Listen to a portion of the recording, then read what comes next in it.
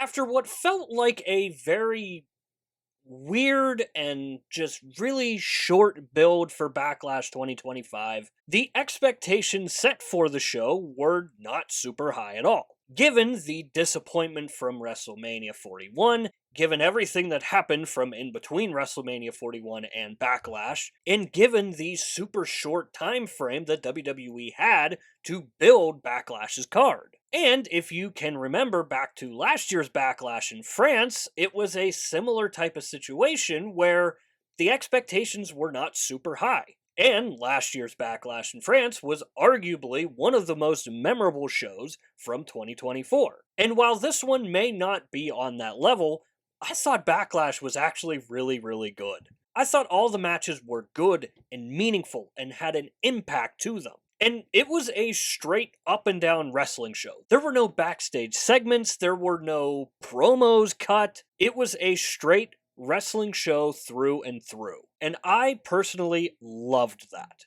Because I really feel like WrestleMania, while it is arguably the best wrestling that you're gonna get throughout the course of a year, I think a lot of it gets lost just given how big WrestleMania is. So it was kind of a nice breath of fresh air to have just a straight up and down wrestling show with nothing fancy going on, no big bright lights, no big celebrities coming in. So the way this video is going to work is I'm going to go through the matches, give my thoughts and opinions on them, and try to piece together where the story could go from here. And before we get too far ahead in the video, I want to say if you are a WWE fan, consider subscribing to this YouTube channel because that's all we post is WWE related content. So if you are a WWE fan, consider subscribing. It's free, you can always change your mind later. Starting off with the match that kicked off this year's Backlash 2025 was the Fatal 4-Way match for the United States title between Jacob Fatu, LA Knight, Damian Priest, and Drew McIntyre.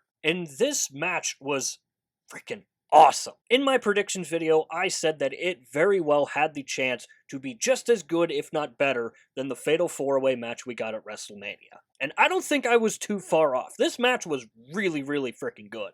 And I think the crowd helped a lot. The crowd was amazing right off the bat, and they were very good the entirety of the show. And I thought it was a very good showing from all four members in this match. There were some awkward moments where something that I was very worried about was the match becoming a separate match and it being LA Knight versus Jacob Fatu, Damian Priest, and Drew McIntyre. And we did end up getting that here and there. We obviously got the massive table spot between Drew and Damian, and that really sucked. While it didn't necessarily take away from the match, we saw how good the match could be when all four guys were in the ring. That sequence when everybody hit their finishers was freaking awesome. And we did get the introduction of Jeff Cobb. And now I'm not going to sugarcoat it. I don't know a lot about Jeff Cobb at all. But I've heard some really incredible things. So I have high hopes, high expectations, and while I'm not super pumped on the interference and how that all ended, I am excited for the storyline between Solo Sikoa and Jacob Fatu continuing to build. Because now it feels like Solo has a replacement for Jacob Fatu in Jeff Cobb. So I'm excited that that storyline gets a push further. And I thought the match itself was just a great start to the show. Up next, we had the match for the Women's Intercontinental Championship between Lyra Valkyria and Becky Lynch. And this match was, once again, a very good match. Lyra Valkyria looked absolutely incredible throughout the entire match. And it was just a good back and forth match, and a really good reminder of just how damn good the chemistry is between Valkyria and Lynch. So I was a super big fan on this match. I like the fact that Lyra won, and I didn't mind Becky Lynch beating the crap out of her after the match ended.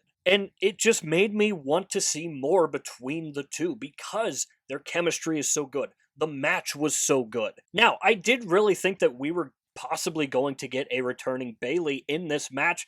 We ended up not getting it, and I'm actually okay with it because, again, the match itself was really freaking good. And the crowd was also very good in it as well. And I think that that was super important given how crazy good and the insane table spot was in the Fatal 4-Way match. There is a part of a wrestling show that is called the dead spot, and this very well could have been the dead spot. But I don't think Becky Lynch and Lyra Valkyria let it get to being a dead spot. And again, the crowd helped tremendously with that. Because if the crowd's not in a match, it really takes away from the match itself. So again, I thought it could have been a tough spot for the two. They absolutely delivered. Lyra Valkyria looked absolutely incredible. We know how good Becky Lynch can be, and I'm so glad that we very well could get more between the two. Up next, we had Dirty Dominic Mysterio taking on Penta for the Intercontinental Championship. And color me surprised, but Dominic Mysterio is continuing to win the crowd over. The guy went from getting universally booed out of every building he stepped foot in, not even being able to get a single word out, to having Dirty Dom chants throughout a match. And while there really wasn't a ton to go off of because this match was really thrown in last minute, it didn't take away from the fact that the match was very good. One of the more insane spots of the entire show, in my opinion, was the Mexican Destroyer on the ring apron. That looked brutal. And we were lucky enough to get an appearance from El Grande Americano, who interfered in the match, costing Penta the win, and I think that is your next feud right there, El Grande Americano versus Penta, and I am all for that. And I did notice that after the match had ended, Finn Balor looked really pissed that Dom won. And you can just tell when Dom was up on the stage, surrounded by all the other members of Judgment Day, Finn, with very little reaction, had a death stare on Dom in that title. So I think that feud is coming sooner rather than later. And I think a lot of that has to do with the fact that Liv Morgan is currently away right now. And I do love the nod to Liv Morgan with Dom hitting the Oblivion move. That was a real nice touch from Dominic Mysterio. So again, I thought for what it was, this match was very good. Given the very little build and kind of the last minute booking decision, I thought the match was fun. It was good. There were a lot of really nasty spots in it. I'm excited to see possibly Finn and Dom finally starting to get going.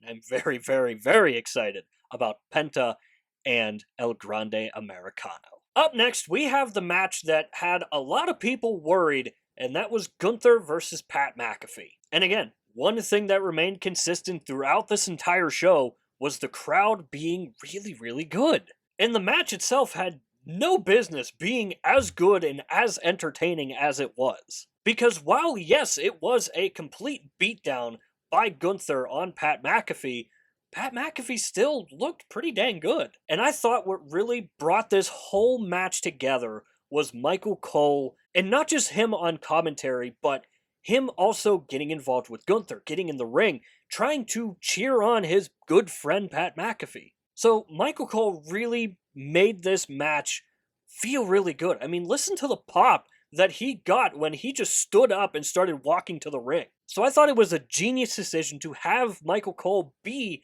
such a key part in this match because, let's not forget, Pat McAfee is fighting Gunther on behalf of Michael Cole. So I thought the storyline throughout the match was really good, and Gunther toying with Pat McAfee a little bit and still just brutally beating the hell out of him. And I know a lot of people were not super happy with Gunther showing some respect to Pat McAfee after the match.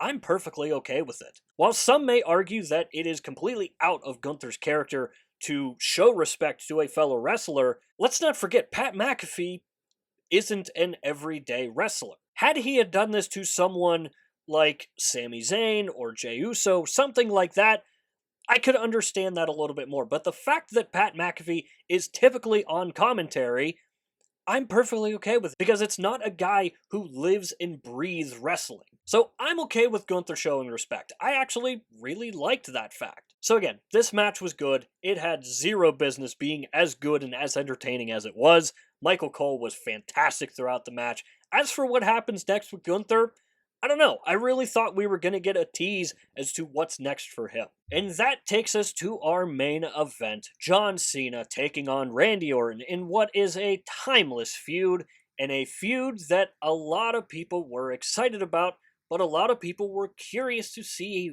how this match was going to play out because John Cena and Randy Orton are no spring chickens anymore. While nobody really thought this match was going to be a 5-star classic in a technical wrestling battle, you have to give it one thing. At the very least, you were pretty damn entertained, weren't you? I love the moves that we got in the match, the AA being countered into an RKO.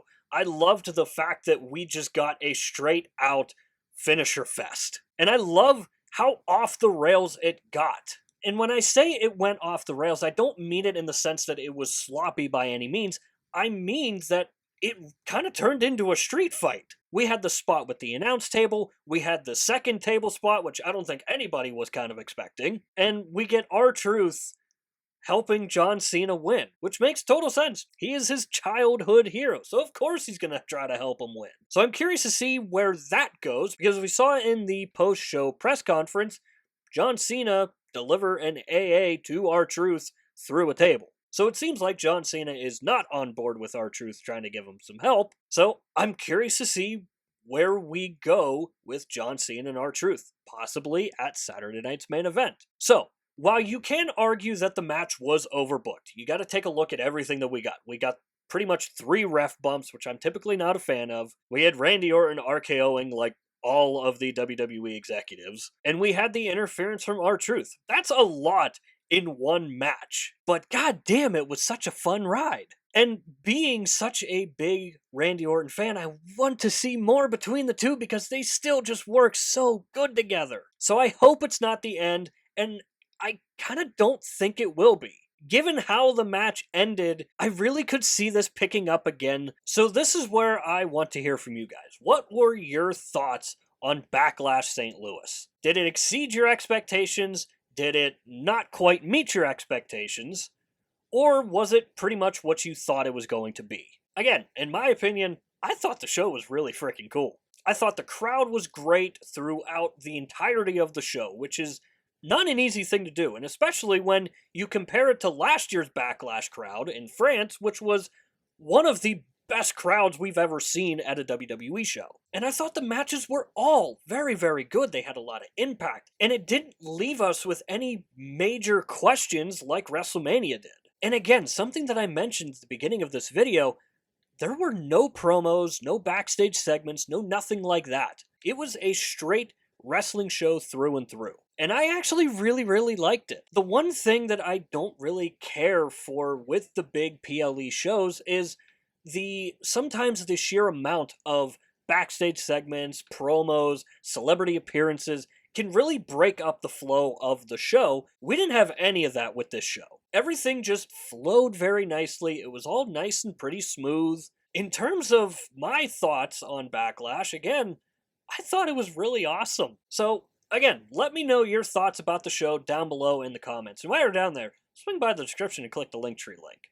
That is the only link in bio for a reason, because that link will take you to every social media platform that we are on. And I do suggest going and checking out our X page. Besides YouTube, I'm most active over on X. Over on X, we do updates for Monday Night Raw, Friday Night SmackDown, and the PLEs. And above all else, I want the X page to be a place for wrestling fans to go and talk about wrestling. Because wrestling is cool on your own, but it's even better when you have people to talk to about it. And if you're like me, you don't have a lot of people to talk to about wrestling with. So if you are like me and you're looking for a group of wrestling fans to talk about wrestling with, consider swinging by an upcoming episode of Monday Night Raw, join in on the conversation, and maybe it's for you at the end of the day. And if you have made it to this point of the video, I want to say thank you very much for taking the time out of your busy day to watch this video here. And as always, stay tuned for more wrestling content coming in the future.